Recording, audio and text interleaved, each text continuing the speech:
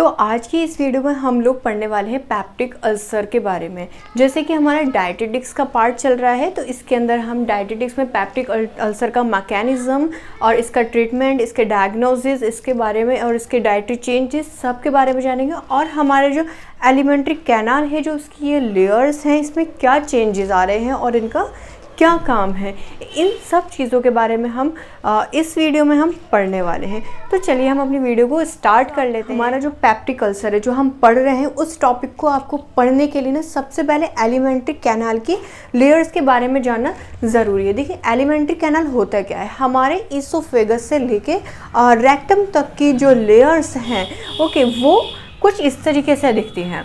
देखिए इसके अंदर जो पहली लेयर है वो है सिरोजा। सिरोजा का काम क्या होता है, ये आउटर मोस्ट लेयर है हमारे, मतलब जो एलिमेंट्री कैनाल है उसकी सबसे पहली लेयर कौन सी है, सिरोजा। सिरोजा का काम क्या होता है, देखिए ये थिन मेसोथेलियम से बनी हुई होती है इसका, और ये कुछ कनेक्टिव टिश्यूज़ के साथ बनी होती है, जो कि हमारे जो ऑर्गन्स हैं उनके सराउंड रहती है। ओके, तो सिरोजा का काम क्या है, सिरोजा क्या है, आउटर मोस्ट लेयर है और हमारे ऑर्गन्स के सराउंड ये रहती है। ओके, देखते हैं दूसरी लेयर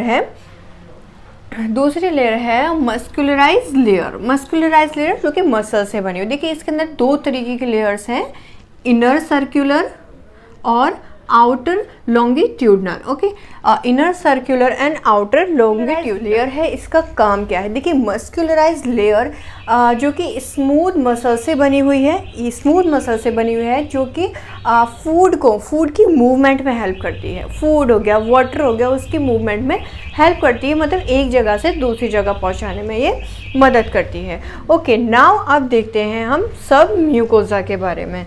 सब म्यूकोजा लेयर, ओके, सब म्यूकोजा लेयर किससे बनी हुई है, लूज कनेक्टिव टिश्यूज से बनी हुई है, जिसके अंदर प्रेजेंट रहती हैं नर्व्स, ब्लड वेसल्स, खून की वेसल्स इसमें रहती हैं, और ड्यूडेनम। जैसे कि आप मेरा पहला अगर आपने पार्ट पढ़ा है तो उसमें ड्यूडेनम जो कि इंटेस्टाइन का पार्ट है, उसके अंदर क्या प्रेजेंट रहते हैं, ड्यूडेनम में ग्लैंड्स प्रेजेंट रहते हैं। ओके, किसमें, सब म्यूकोजा लेयर में।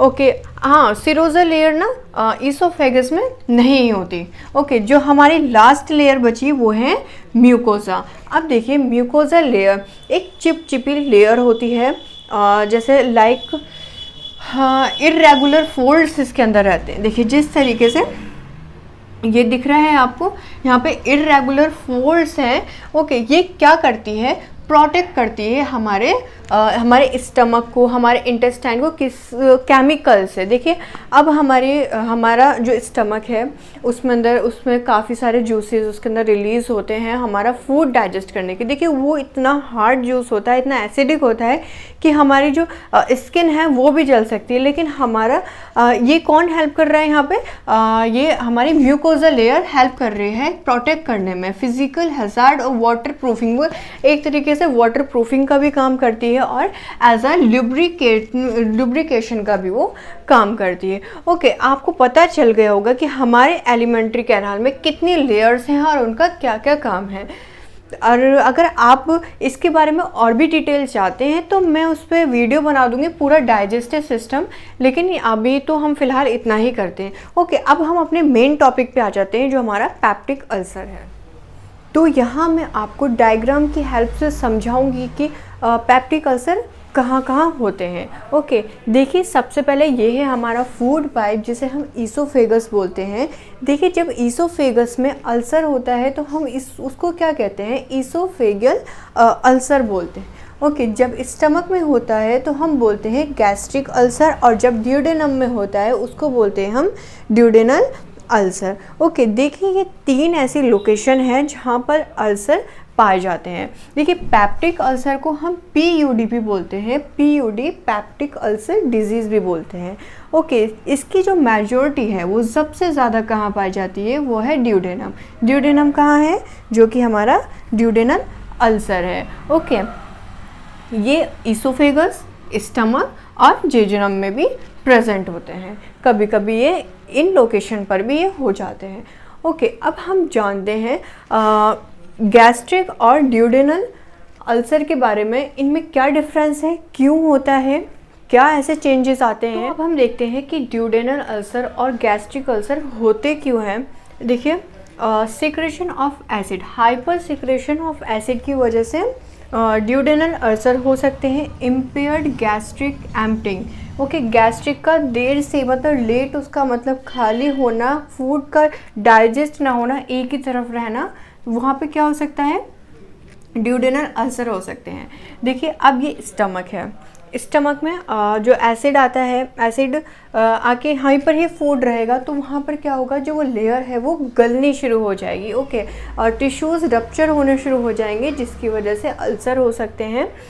और अब देखते हैं गैस्ट्रिक अल्सर। देखिए, गैस्ट्रिक अल्सर क्या होते हैं, वीकेंड म्यूकोजल लेयर। देखिए, मैंने अभी आपको लेयर समझाए, उसमें जो म्यूकोजल लेयर है वो उसका वीक होना गैस्ट्रिक अल्सर कर सकता है, या म्यूकोजल लेयर में ब्लड फ्लो का कम होना, ओके। और कुछ ऐसे ड्रग्स हैं जैसे कि एस्प्रिन और इंडोमिथाइसिन, ठीक है, जो कि अर्थराइटिस में यूज़ होती है, इसकी वजह से गैस्ट्रिक अल्सर हो सकते हैं। Reflux of a bile juice, bile acid का रिफ्लक्स होना। अब देखिए, ये ड्यूडेनल है, यहाँ पर एसिड है, यहाँ पर क्या होता है, पाइलोरिक स्पिंचर होता है, एक गेट होता है जो कि फूड को यहाँ पर लेकर आता है, फिर ये बंद हो जाता है। लेकिन यहाँ पर क्या होता है, ये जो गेट है, जो पाइलोरिक स्पिंचर है, वो क्या है, कमज़ोर हो गया है। तो यहाँ से जो एसिड है, मानिए ये एसिड है, तो वो ये गेट खुलकर ऊपर दोबारा चला जाएगा, जिसकी वजह से जब एसिड गैस्ट्रिक में रहेगा, जब यहाँ पर एसिड पड़ा रहेगा, यहाँ वापस आ जाएगा या यहाँ रहेगा, तो क्या मतलब रिजल्ट आएगा, उसका गैस्ट्रिक अल्सर हो सकता है। उसकी वजह से जो उसकी लेयर्स हैं गैस्ट्रिक की, वो स्टमक की, वो रप्चर हो सकती हैं, ठीक है। वो क्यों हो रहा है, पाइलोरिक स्पिंचर का कमज़ोर होने की वजह से ये हो जाता है, okay. Excess production of acid, acid का ज़्यादा बनना, पैप्सिन का ज़्यादा बनना भी पैप्टिक अल्सर कर सकता है, ओके। तो ये थी हमारी बात कि ड्यूडेनल अल्सर और गैस्ट्रिक अल्सर क्यों होते हैं। देखिए, ये तो मतलब एक मतलब जैसे एसिड की वजह से हो रहा है, या मतलब स्पिंचर की कमज़ोर की वजह से हो रहा है, म्यूकोजल लेयर की वजह से हो रहा है, लेकिन इसका एक बैक्टीरिया होता है जिसकी वजह से सबसे ज़्यादा ये देखा गया है। तो अब हम उस बैक्टीरिया के बारे में जानते हैं कि पैप्टिक अल्सर वो उसे कैसे होता है। इन्फेक्शन के बारे में देखिए, जो बैक्टीरियल इन्फेक्शन है वो होता है हेलिकोबैक्टर पाइलोरिक की वजह से, जो कि एक चीफ कोज है अल्सर का। सबसे ज़्यादा अल्सर किसकी वजह से होते हैं, इस बैक्टीरिया की वजह से होते हैं। ये स्पाइरल शेप का होता है, ओके। अब हम देखते हैं, ये फूड के थ्रू, वाटर के थ्रू, या छोटे छोटे बच्चे होते हैं वो बाहर जाते हैं, या मतलब गंदे हाथों से खाना खा लेते हैं, मतलब पर्सनल अनहाइजीनिक होना, तो इसकी वजह से ये जो हेलिकोबैक्टर है वो हमारी बॉडी में चला जाता है, जिसकी वजह से गैस्ट्रिक अल्सर सबसे ज़्यादा देखे गए। तो अब हम देखते हैं कि जो हमारा ये है स्टमक है, इसके अंदर हेलिकोबैक्टर पाइलोरी गया, ओके, यहाँ से ये यहाँ आ गया, ओके। ये क्या करता है, अब जो हमारा म्यूकोजल लेयर है, ये हमारी म्यूकोजल लेयर है, जो कि हमने पहले भी मतलब अभी थोड़ी देर पहले हमने पढ़ी, सबसे पहले वीडियो में हमने लेयर्स के बारे में जाना। तो ये हेलिकोबैक्टर क्या करेगा, यहाँ एंटर हो जाएगा, और यहाँ पर क्या करेगा, ये इसको रप्चर करना शुरू कर देगा, इस लेयर को तोड़ना शुरू करेगा। फिर वहाँ जाएंगी तो यहाँ पर क्या होगा, ब्लीडिंग होनी शुरू हो जाएगी, ओके। जीआई ब्लीडिंग होगी थ्रू वोमिटिंग या स्टूल के थ्रू, ओके। तो ये था बैक्टीरियल इन्फेक्शन। तो अब हम जानते हैं इसके साइन एंड सिम्टम्स क्या रहते हैं। जो इसका सिम्टम है epigastric pain, okay, heart burn होना, मतलब गले में जलन होना, reflux acid into oesophagus, acid का कहाँ आना, ईसोफेगस में आना, ओके। चुभन रहना, बर्निंग सेंसेशन, जलन होना, ओके। रिलीफ, ये किस चीज़ से कम हो सकता है, टेकिंग फूड। देखिए जो ईसोफेगस में जो मतलब एसिड आ रहा है उसको हम किस तरीके से कम कर सकते हैं, फूड लेके, कोई भी मतलब हल्का फुल्का फूड लेके, जो कि हम आगे बात करेंगे। Discomfort in upper part of abdomen, abdomen के अपर पार्ट में डिस्कम्फर्ट होना, ओके। वेट लॉस और एनीमिया इसका एक कॉमन सिम्टम है, ओके। इसमें एनीमिया और वेट लॉस होता है, ओके। ब्लीडिंग अल्सर, जिस अल्सर में ब्लीडिंग रहती है उसमें वॉमिटिंग होती है डार्क ब्राउन कलर की, ओके। नाउ अब हम बात करते हैं हम इसको किस तरीके से डायग्नोज कर सकते हैं कि पेप्टिक अल्सर है, ओके। देखिए रेडियोग्राफी के थ्रू, एंडोस्कोपी, देखो एंडोस्कोपी एक ऐसा टेस्ट है जिसमें एक फ्लेक्सिबल ट्यूब होती है, वो हमारे माउथ के थ्रू हमारे फूड पाइप में डाली जाती है। उसके ज़रिए हम एंडोस्कोपी से पता लगा सकते हैं पेप्टिक अल्सर का, ओके। इसके बाद आता है बायोप्सी के थ्रू भी हम इसको डायग्नोज कर सकते हैं। ट्रीटमेंट की, ओके। ट्रीटमेंट, इसमें देखिए 2 तरीके के ट्रीटमेंट हैं, ड्रग्स और डाइटरी मैनेजमेंट, ओके। तो सबसे पहले हम देखते हैं, इसमें हम एंटीबायोटिक्स देते हैं जो कि हेलिकोबैक्टर पायलोरी से मतलब बचाने में हेल्प करता है, उसे फाइट करने में हेल्प करता है। और फिर देते हैं एंटासिड्स। एंटासिड्स क्या करता है, एंटासिड्स हार्ट बर्न में हेल्प करता है, जो हार्ट बर्न हो रहा है उसको उसमें रिलीफ दिलाने में ये हेल्प करता है, ओके। उसके बाद देखिए जो एच पायलोरी है उसमें जो इन्फेक्शन है प्रेजेंट है, उसके लिए हम 2 कॉम्बिनेशन एंटीबायोटिक्स देते हैं, जिसमें एमॉक्सिलिन आती है और एक आता है प्रोटीन पंप इनहिबिटर। ये क्या करता है कि ये क्या है, एंटीबायोटिक है जो कि इससे फाइट करने में हेल्प करेगा, ओके। इसके बाद देते हैं H2 ब्लॉकर्स। H2 ब्लॉकर्स क्या करता है, H2 ब्लॉकर्स हमारे जो स्टमक में एसिड बन रहे हैं, ज़्यादा जो एसिड बन रहे हैं उनको ब्लॉक करने में हेल्प करता है, ओके। इसमें थर्ड ग्रुप ऑफ ड्रग जो है इसमें देते हैं, वो हम इसलिए देते हैं कि ताकि जो एसिड है वो न्यूट्रलाइज रहे और कम बने, ओके।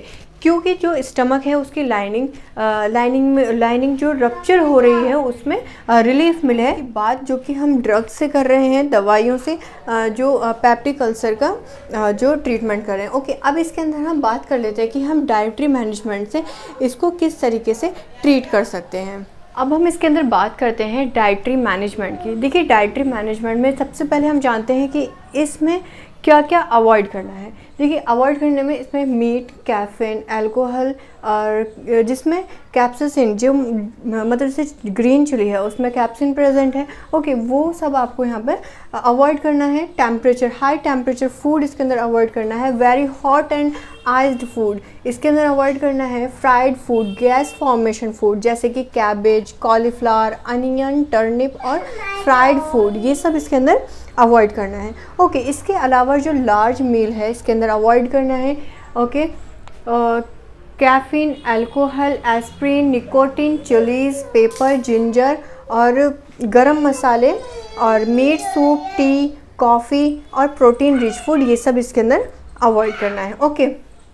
इसके डाइटरी मैनेजमेंट में इसमें चलती है ब्लेंड डाइट, ओके। प्रोटीन के लिए हम इसमें मिल्क दे देंगे, फैट के लिए इसमें ऑलिव ऑयल और बटर इसके अंदर देंगे, और विटामिन सी जो कि हमारी वाउंड हीलिंग में हेल्प करता है, तो इसमें आप सिट्रस जूसेस दे सकते हैं या टमाटो जूस दे सकते हैं, okay. Food should be well chewed, मतलब खाने को अच्छे से चबाकर ही खाना है ताकि वो डाइजेशन में मदद कर सकता है, ओके। तो ये थी इसके डाइटरी मैनेजमेंट की बात। देखिए जो इसमें सर्जरी का प्रोसेस है उसमें अलग डाइटरी मैनेजमेंट है, तो वो हम नेक्स्ट वीडियो में बात करेंगे। तो हमारा पेप्टिक अल्सर यहीं ख़त्म होता है।